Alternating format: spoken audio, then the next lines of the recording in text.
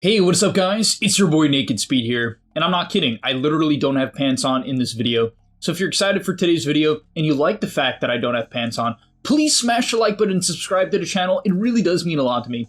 And in today's video, we're going to be doing something pretty simple, pretty basic. We're going to be watching Ammar's Bristleback and just breaking down every single decision that makes him the best player in the world. I would actually be willing to argue that this guy is maybe the best player in the world, and he's getting to the point of one of the best players of all time. I know people don't like hearing that, but I don't know, I kind of believe that. Every single team he seems to go to thrives. So let's get into his Bristleback gameplay, see what's going down, and break it down. On top of that, go sign up to the gameleap website, guys. I'm posting new content over there almost every day, and I'll see you there. So for starting items, Wand 3 Branches. This is because he's against a Luna who casts a lot of spells, and I believe Shadow Demon who will also cast a lot of spells, especially when he hits level 2. From there, his next few items are going to be Tangos, 2 Mangoes, and a Null Talisman. For his early aggro, he pulled aggro immediately. Look for the range. Wow, he actually got that. Now, he'll probably pull aggro here just because he's in a 2v1 right now. He's been left alone. Oh, he's actually manning up the SD. How many stacks of quills? Only 1. Okay, that's really odd. Oh, he's zoning the Luna. He's zoning the Luna off the drag because the bounty's dragging the wave. So he's actually trying to stop the Luna from dragging the wave around. And the Luna didn't think he would make this play. That was so heads up, just running past the Shadow Demon. 2 quills on Luna. I don't think he'll actually be able to pressure here. That'd be crazy if he does. No, okay. He'll back off. I think the main mistake he's making... Oh, he's shipping the wrong items. Okay, yeah, I was going to say, he's a little bit slow on shipping his items, and this is something I critique a lot of my coaching students on. Right, you just got to ship your items immediately. It makes a big, big difference. So, okay, gets these CS. He's last hitting as late as humanly possible. When you have the lane in a good spot like this, you don't want to last hit when the creep is in last hit range. You want to wait till it's in the latest stage of last hit range, if that makes sense. It's very technical, but pros like Ammar will actually do that to try to conserve creep equilibrium for as long as humanly possible. So at this point, he's got a double wave. When you have a double wave, you don't mind using quills. You don't really want a double wave most of the time, guys. It makes it very hard to trade, and eventually you'll have to last ton under tower, which tends to not be too fun either. Okay, good disruption from Shadow Demon. Spamming the quills. Pulls aggro. You can tell he's very good at pulling aggro. Again, pulls aggro, max range, because when you're with something like Bounty Hunter, who doesn't put the most aggression, to be fair, I actually think Shadow Demon is a lane bully, but isn't that good against Bounty Hunter, because the Bounty Hunter illusions aren't too good. But okay, pulls aggro again. Has his two mangoes, gets shared to Tango, and in your average pub, I mean, you have honestly a couple of options here. I think dying is straight up fine at this point. Like, you can kind of just quill to death. Yeah, he's going to be fine with dying here. And this might seem weird, but the reason why is when you die and you're 0 mana as well, it's really not that bad on Bristle because this hero dominates the lane super hard with full resources. Typically, in order to kind of like get perfect last hits, which is the goal of any good Bristle, is to get perfect CS. It's not to put early aggression, I assure you. Early aggression should come naturally from perfect last hits because it's going to let you buy the early Null Talisman, the early 2 Mangoes. In this case, he goes Belt of Strength, which is something he likes to do. I'm a little surprised he's not going Boots in this lane. I feel like it's a good lane to be able to kite out because they kind of lack Disable, so you can really kite in, kite out, right? Chase them down, but so good at last hitting, and that's a big staple of Ammar as a player. This guy, no matter what lane you watch him play, he's going to be hyper-focused on having perfect CS. He doesn't just run through the creep wave. He's not just running at heroes through the wave. Right, gets this range creep. Oh, Pugner rotation. It's funny, I talk about not extending, but if you're pause 5 gates in, you might want to dive. Okay, Goo at level 4. Turns his back. Might die here to Luna. And I wouldn't say this lane is going insanely well. I mean, at the end of the day, I would say it's about even because the Bounty Hunter is probably not buying a lot of regen. So the Bounty Hunter has about a 400 gold lead on Shadow Demon, but he's about 300 down on Luna as he's going to get the Lotus. Very nice. He picks up his Treads, which he loves buying. Treads are a really broken item right now, in my opinion, just because they give 10 extra movement speed to melee heroes. So it's really, really powerful. And Bristleback also just super benefits from attack speed. As okay, Shadow Demon, oh, he's in a really bad spot here. Dead again. So at this, I mean, that was just a nice rotation. Really well done. Oh, triple kill for the left track. So at this point, what would you guys do in order to play the game? Because a lot of people at this point, they would get hyper tilted. But really the key is honestly just to return to your lane. You just have to assume you're not going to die again. This Luna does have Eclipse, so he has to give a little bit of respect to Eclipse now. Plus Shadow Demon, if he's level 5, yeah, the Shadow Demon poison can really kill you at this point in the game. So he's sort of, oh, good read on the Lash. Oh, that's such good awareness from the Pugna, from the bounty, and from him. Super well done to cut that guy off. Queuing up the Ags. Typically you buy the Ogre Axe first, just so you can really kind of min-max on how many quills you can put out. It's going to kill off the small camp, large camp. Best case scenario is that you get to drag the wave to the camps, but his game is not that good. Plus a Tusk Luna kills him. Shadow Demon Luna might kill him at this point. Leshrac plus Shadow Demon kills him. Tusk Leshrac kills him. Like, there are a lot of kill combos on him this game, and that's part of just being a good player, which is knowing when there's so many kill combos on you. No way you're going to TP bottom here. I mean, I guess, honestly, sometimes when I watch Ammar, he TPs into these early engagements if the enemy goes deep. But in this game, looks like he felt that, okay, there's no tier 1 here. TPing to the tier 2 for an engagement that's over here, it's just too far away. And Bristleback's a flash farm hero. You get so much out of the lane when you get to just farm it. Oh, a Cult Bracelet. Wow, okay. Maybe he didn't get Seeds of Serenity, or maybe he just really values the mana regen. Because typically what you want on Bristle is Royal Jelly. And then I would say the other ones that are good are like Seeds of Serenity, Safety Bubble, and then this is probably the backup item in my opinion, because it does give quite a bit of mana regen. Okay, dies again. Game is tough, but I think he ends up not dying the remain. Okay, he only dies 2 more times this game, gets 13 kills. Clears the wave, and he continues to return to his lane. And you might be saying, oh, this is so basic, you know, he's just feeding. What is special about this? I wouldn't say there's anything super special about what's going on. His early laning is really good, like the way he pulls aggro and moves. Okay, getting super low here. This is why you want Seeds. Oh, thank God he has a Pugna. Bailed out by the Pugna. But yeah, it's really important, even when you're feeding, to just kind of return to your lane, return to your lane, return to your lane on these flash farm heroes. I'm not saying every hero needs to do this. If you're playing something like Primal Beast off lane, I would be looking for a lot more rotations if I'm playing something like Primal Beast. But with Bristleback, wow, 1 HP farm in the lane? Okay, yeah, don't get beamed. You just want to continue to return to lane and have efficient farming routes, because, look, he's barely behind the Luna. The Luna is 2-0-4, and he is only 800 gold behind her. Now, to be fair, the Leshrac is getting a lot of gold off of him, and the Shadow Demon's having a good game, so I'm not going to say dying like this is a good thing. It's not. But this is the proper response, which is kind of you just have to continue to deal with it and try not to die. Oh, Haste, that's so unlucky. He's got his Ags, shows up. However, if you don't get a kill with the Ags, you're not that strong, so he has to back off after. At this point, the main timing is to shard, so typically you want to kind of continue to farm up and play for that timing. Lotuses, he's got a big Lotus now, which is huge for Bristle. Going to continue to push in waves. He's watching mid. I mean, there's a big fight going on mid. Oh, actually... He's using the Seeing Red to siege. I always forget to use Seeing Red when I'm playing this hero. Okay, he's considering collapsing mid, but it's kind of tough. I'm almost surprised he's looking for all these plays. Contesting the power rune. These are just things I wouldn't be aware enough to do if I was playing in his position. I just kind of forget, you know, that it's a good idea to contest these power runes, take them away from the Leshrac. Getting gone on, but he looks fine. This looks like maybe an overextension from the Lesh. That's a nice black hole. Gets the shard, which is the big timing for this hero. Yeah. And honestly, this is why, I will admit, I almost slightly disagree with a little bit of his gameplay, which people will get mad at me saying, because, you know, this guy, he is one of the best, if not the best in the world right now. But yeah, I mean, typically when I'm playing Bristle, what I like to do is, like, he showed up to this mid fight and was like invading their jungle. But I feel that the 15 timing is so strong that I don't want to delay it at all. All right, and so I just continue to farm ancients with the Ags, unless they like hard dive a tower. But I'm not going to kind of show up to a mid fight that's like in the river or on their hill. I just won't be tempted, because right here, he's not getting either of these kills without the shard. I mean, he just wouldn't have caught up to them. Like, there's no chance. Plus, the ult would have done way less damage because this applies 2 goose stacks, which is like -9 armor, right? AoE -9 armor. I mean, Hairball is... In my opinion, it is one of the best abilities in the game.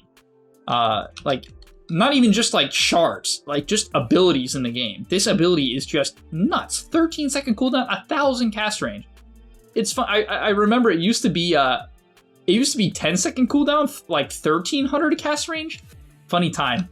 Okay, they consider roaching, but the enemy team actually reads it, so he's going to have to back off. It's a nice game to go BKB second item, but he's opting to go for the Bloodstone anyways. Oh, they just snatched the roach. That's a little bit sad. Okay, Luna cutting the top wave, looking at the Tusk. He definitely wants to try to enable this bounty to get some track kills.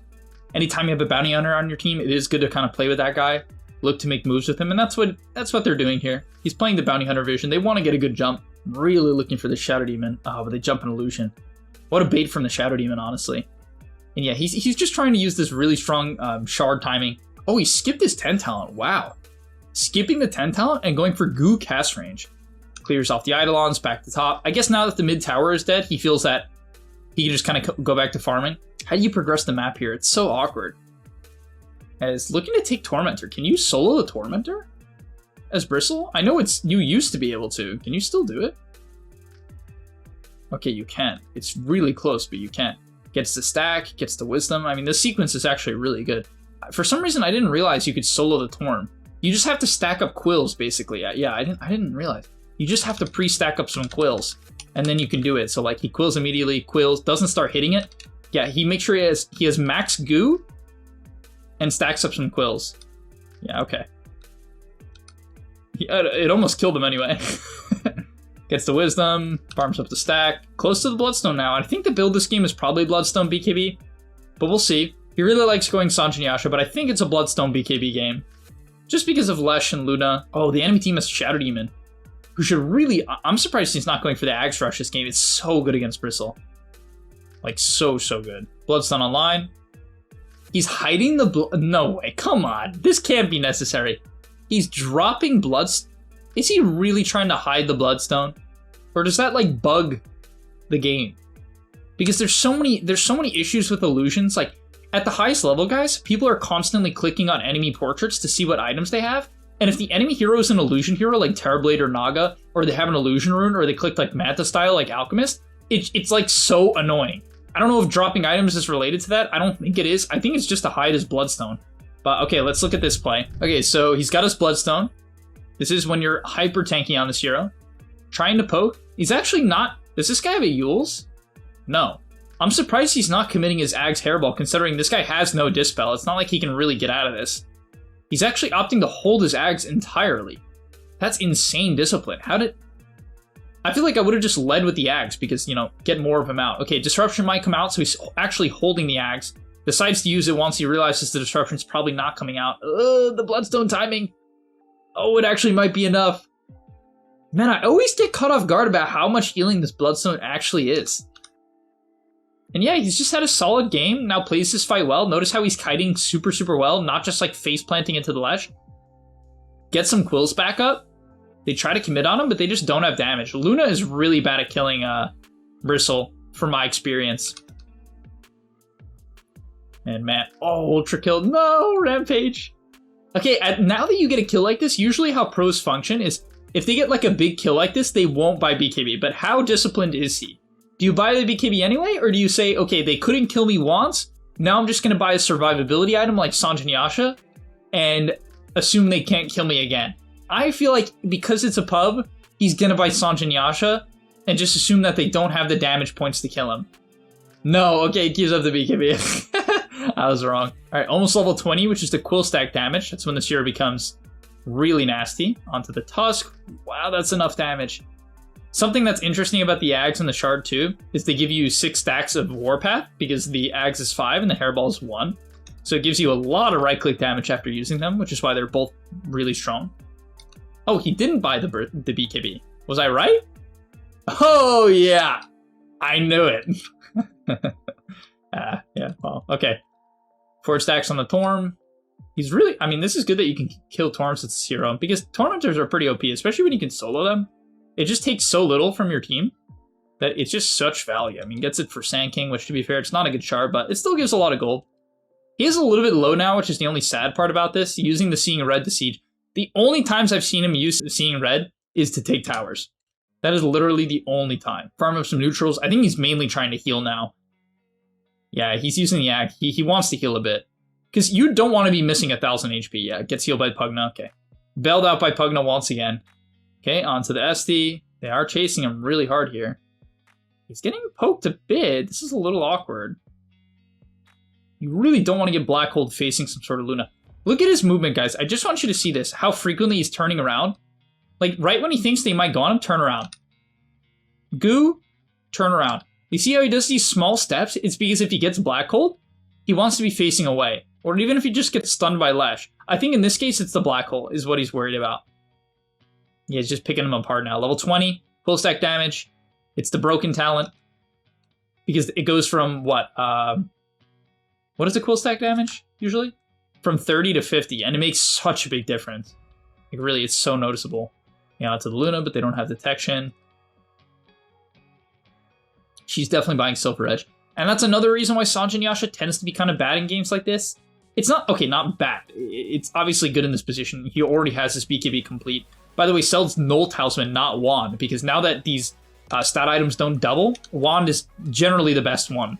Funny enough, people still will sell their Wand because of the habit of not wanting to sell Bracers or like Wraith Bands. Oh, gets Black Hole, but he has a BKB.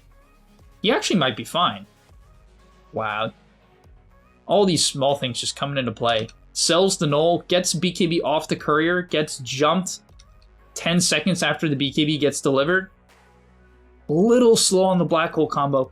No, this is actually funny. I know this interaction. This is a really interesting interaction. Enigmas will combo their Black Hole to not let, at the highest level, they will try to not let you get your BKB off by doing the Malefice Black Hole combo. But if you have Sanjin Yasha, that 25% status resist, even on a 1 second stun like Malefice, or is it longer because of the shard? 1.2, it will throw them off.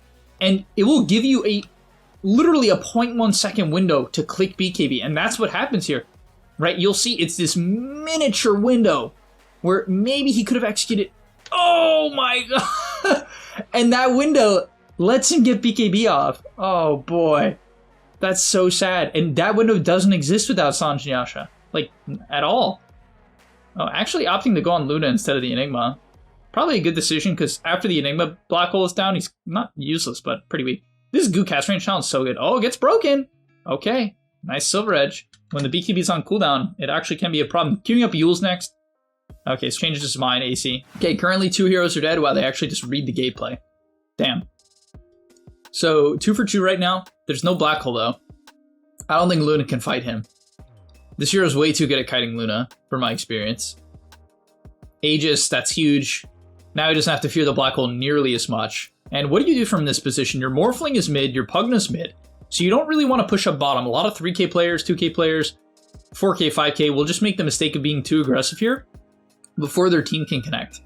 As he's looking to get on the Tusk here, but I was going to say, you want your Morphling to get a bit closer, right? For sure. As he's starting to apply the Goo. This Goo is crazy, guys. How much minus armor is this? Okay, he has a Shiva, so it doesn't look that bad, but what is this, 4 stacks? I don't know, it's like so much armor reduction. On Sups, they just insta-die. Okay. Starting to hit the high ground, still turning around. Oh, but they have Shadow Demon Axe, which is like this really long break, and BKB doesn't dispel it. Pops the Bloodstone BKB, healed up by Pugna a little, but now he's kind of in a weird spot. Oh, the Tusk just completely overextends. Nice Epicenter, it looks. Trying to kill off the Shadow Demon. I was going to say, when you face forward like this, oh, the Luna died. Damn, just a Sand King. Okay, applies the eggs. Running forward, this is kind of insane. Surely they have like a Silver Edge or... Oh yeah, that was crazy. It looked crazy. He's just baiting. Never mind. Is that really the decision? I mean, that's so crazy if this is like a tactical feat. And I hate using that term because typically it just doesn't apply. It just isn't true. But I don't know. Like, this Luna and Tusk buys back. So if the Luna dies, the game ends. Does he know she doesn't have Silver Edge? The Shadow Demon thankfully doesn't have Ags charges because the Shadow Demon Ags breaks on the ulti. I don't know. It's hard to believe that he knew that that would play out like that.